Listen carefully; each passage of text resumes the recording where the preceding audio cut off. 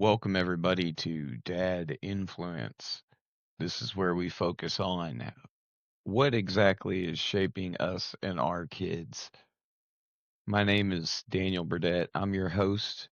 Today, I'm going solo again, and I'd like to dive into a topic that's long been obvious to libertarians, but it seems like many other people haven't got the memo. The receipts are in, though. Sanctions and aid blockades are just really a modern form of siege warfare.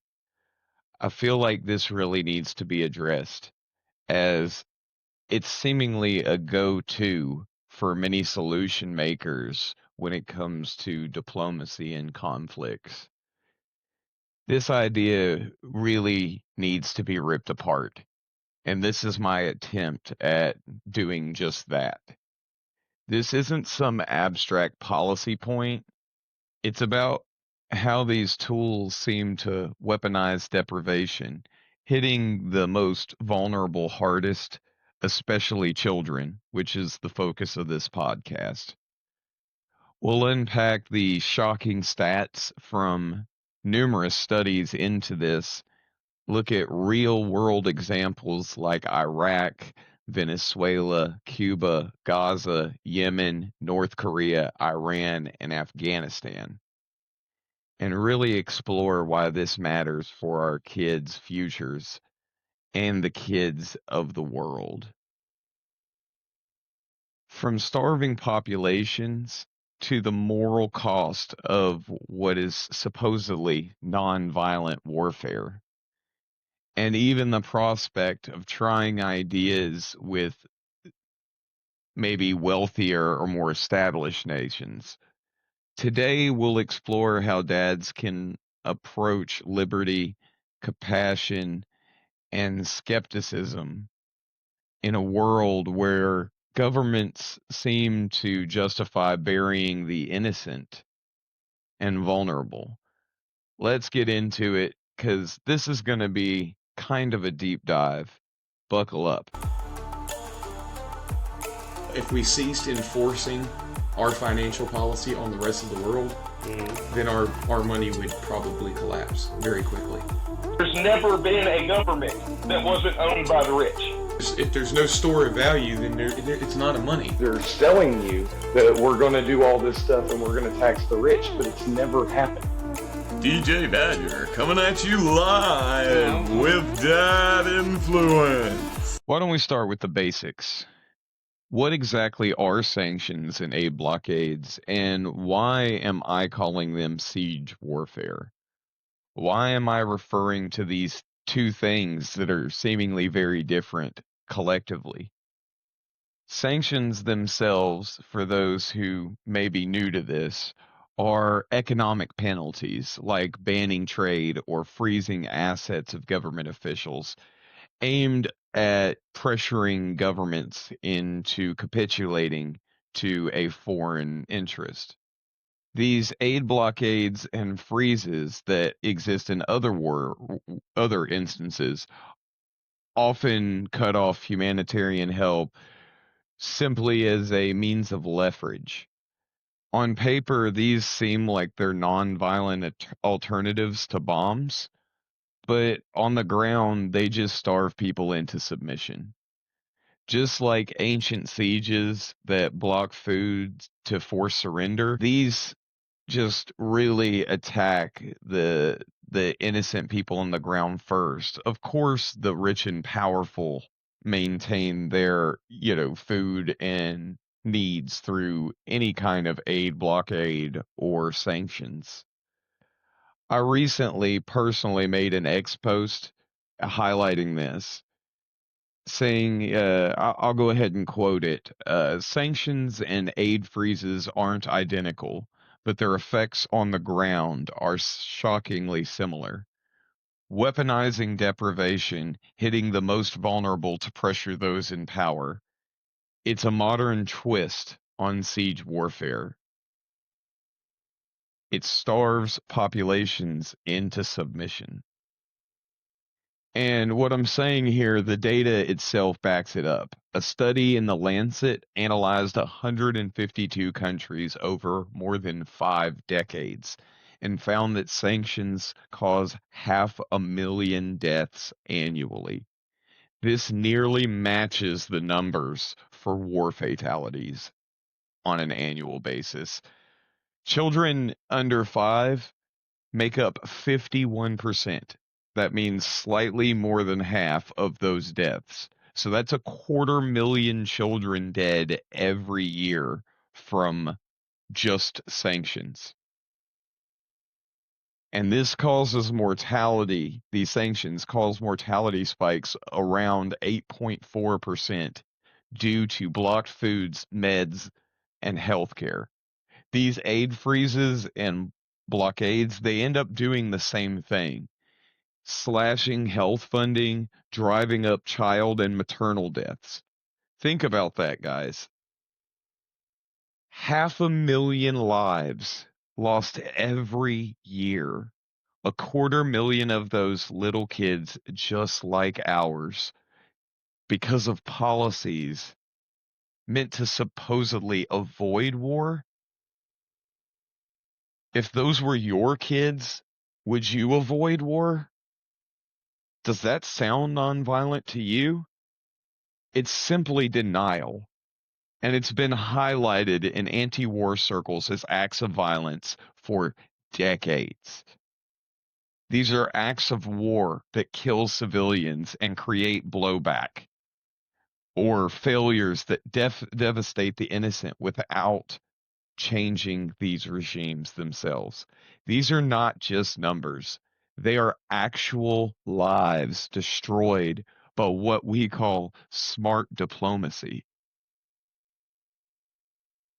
As a dad, personally, this hits me pretty hard. I see reports of kids suffering and starving and can't help but see my own children's dreams reflected in their eyes. How do we explain to ours and other kids why powerful countries think that it's okay to use hunger as a weapon? This isn't just about politics. This isn't diplomacy. This is collective punishment, and it's immoral. This violates every principle that I have, self-ownership chief amongst them. People own themselves and their lives, and sanctions treat them as pawns, a mere means to an end for governments and the powerful. We all teach our kids not to bully or to try to take from others. Yet world leaders are doing this on a massive scale.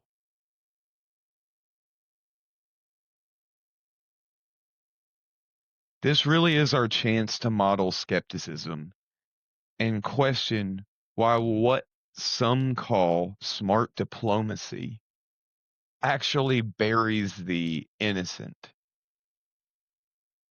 The data is in, guys, and it's time to wake up. Sanctions aim at regimes but crush civilians while leaders dig in. If you take Iraq in the 90s, US-led sanctions after the Gulf War blocked food and medicine. UNICEF, great charity, by the way, if you guys end up having money and it's laying around, go ahead and throw some their way. They estimated 500,000 Iraqi children died from malnutrition and disease by 2000. Madeleine Albright, our then U.S. ambassador to the UN, famously said in 1996 that she felt that price was worth it. That price was worth it for whose kids? It wasn't worth it for the Iraqi ones dying in hospitals without power. This was a major recruitment call for Al-Qaeda, and burning children's drawings fell from those towers on 9/11. There was a daycare in those towers. 500,000 kids. That's like wiping out a city the size of Miami.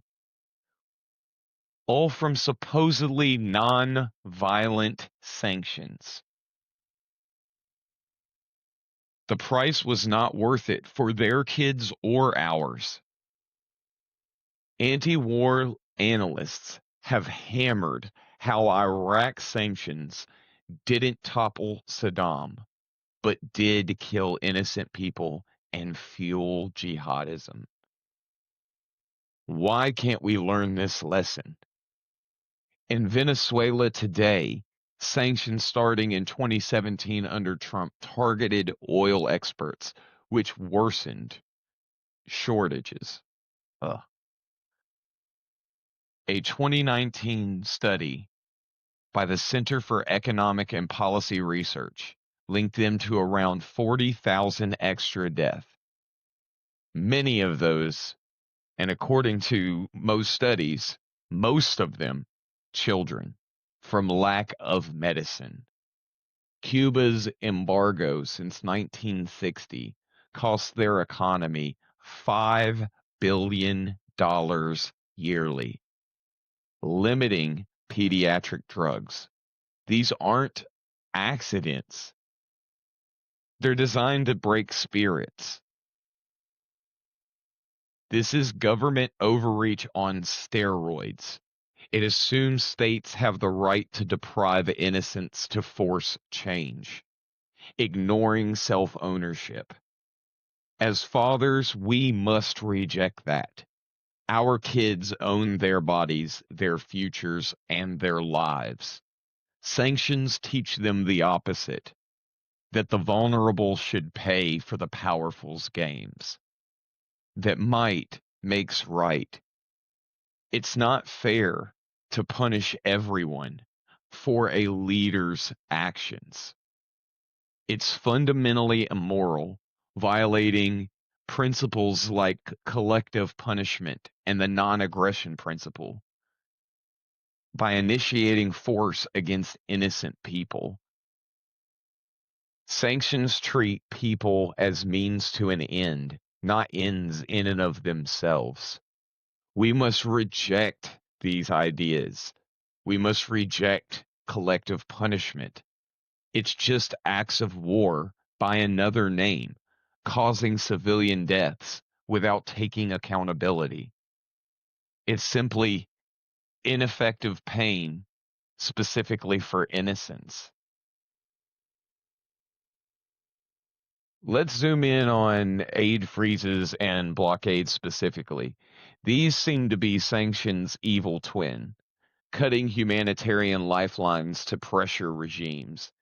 These methods tend to be a little bit more obvious to most people, and they're usually more rapid and exponential, and they're used when there's less unilateral power. But the effects they're really the same. In Gaza, the blockade that's been going on since 2007 restricts goods, with UN reports showing that 80% of children are depressed in Gaza, seeing that they don't feel like there's any kind of future. If we look at Yemen's civil war, we saw a Saudi-led coalition backed by U.S. arms impose blockades, causing famine. Save the Children estimated 85,000 kids dead by 2018. North Korea's sanctions, tightened in 2017, led to the stunted growth in 20% of their children, per World Food Program data. Afghanistan's aid freeze after the 2021 Taliban takeover put another million kids at risk of starvation. Does this sound familiar? This kind of stuff should. There are many reasons why Al-Qaeda has grown despite the war on terror, from a ragtag group of around 400 members to a group over 50,000 strong, with offshoots and spin-offs galore. And sanctions are one of these reasons. These tools claim to be precise, but they devastate the weak, and then they cause blowback here. Yemen's 85,000 kids. You think about that, guys. It's just a genocide by starvation. It's fueling resentment that lasts generations. Aid freezes in Afghanistan created a humanitarian disaster, with kids paying the price ultimately for political games. The Lancet study says that sanctions cause 500,000 deaths yearly, with kids under 5 at 51%. Mortality spikes 8.4% from blocked essentials. Aid freezes and blockades drive these same horrors, slashing health, food funding, and availability altogether. As fathers, we really cannot ignore this. It's about the world that our kids inherit. Over 500,000 deaths a year. Half of those kids. This is an economic war that kills more than any battle. It's cruel and ineffective. In Iran, blocking medicine for kids while leaders just laugh. Iranian sanctions expanded in 2018, blocked cancer drugs, killing children with leukemia. This is from data you can get from Human Rights Watch. These violent tools, nonviolent tools, supposedly, fuel extremism.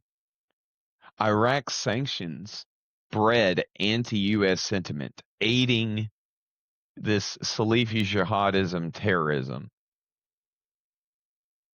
For our kids, this means inheriting blowback and instability, leaving them open for another 9/11 type attack.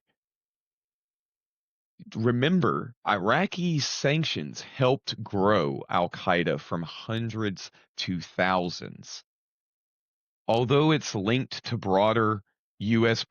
foreign policy failures as well, these sanction policies create enemies.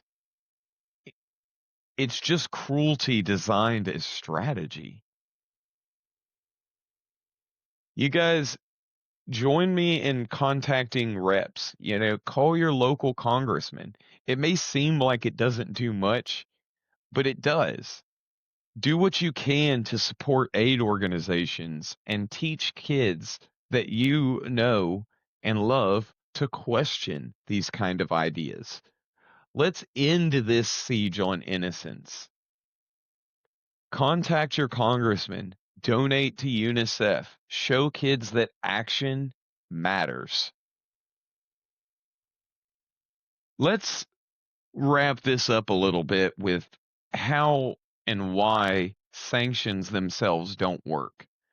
I can get real deep with the economics, which is my wheelhouse of why even targeted sanctions are going to be ineffective. But let's keep this very simple. Our leaders are rich because they get their money from us. Even if you think you can take only their money, this ends up affecting regular people inside that country. New taxes or whatever it is they need to say will come, justified by these new aggressive sanctions, by the evil regime that's out to get our country. The rally around the flag effect comes. Even applying this idea to better off countries or trying the idea of targeted sanctions, it always hurts the vulnerable more than they do the powerful. This idea has failed from Cuba to Iran. It only empowers these regimes while killing civilians that these regimes then blame on the sanctioning regime. This policy inertia is killing innocent people. Guys, This really is madness. Governments know that sanctions fail, but they keep using them. Why? Because it serves power, not peace. It's just economic terrorism that breeds regular terrorism. Think about Afghanistan. 1 million kids starving right now because we froze aid to punish the Taliban. Do you think that the Taliban is going without food? We're punishing the poor for the sins of their rulers. In Gaza, you see these war crimes in slow motion. It's all connected. These sanctions create enemies, aid freezes, prolong suffering, and kids ultimately are always the first to pay the price. Dads, we really need to act. I want you guys to really think about this and do what you can to address these things. I really appreciate you guys listening, and I know this is a little bit more of a rougher episode to listen, but it's something that really needed to be addressed. Please drop your thoughts in the comments. Do you agree? Do you disagree? How do you yourself talk to your kids about injustice? I'm personally not in a position where I feel like I can do that with my own kids. I don't know how to talk to my kids about starving kids in other countries. What do you guys think is the solution? I mean, currently I'm thankful that I don't have to talk about it because of how young my kids are, but it will eventually become an issue.